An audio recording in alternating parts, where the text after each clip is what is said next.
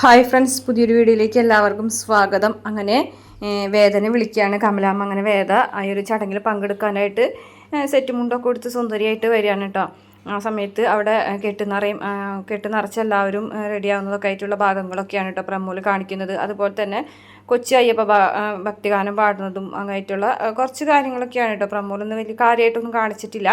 ഇതേ സമയം വേദന ഇടയ്ക്ക് വിക്രങ്ങനെ നോക്കുന്നുണ്ട്. വേദനയാണെന്നുണ്ടെങ്കിലും മുഖം വീർപ്പിച്ച് സങ്കടത്തോടു കൂടി തന്നെയാണ് ഇരിക്കുന്നത്. അതുപോലെ തന്നെ വിക്രമിൻ്റെ കാൽ തൊട്ട് വന്ദിച്ച് ദക്ഷിണമൊക്കെ കൊടുക്കുന്ന ഭാഗമൊക്കെ കാണിക്കുമ്പോൾ വേദന കണ്ണൊക്കെ ഇങ്ങനെ നിറഞ്ഞു ഒഴുകുകയാണ്. അങ്ങനെ പിന്നെ വിക്രമ് മലയ്ക്ക് പോയിട്ട് മലയിലുള്ള കുറച്ച് കാര്യങ്ങളൊക്കെയാണ് കാണിക്കുന്നത്.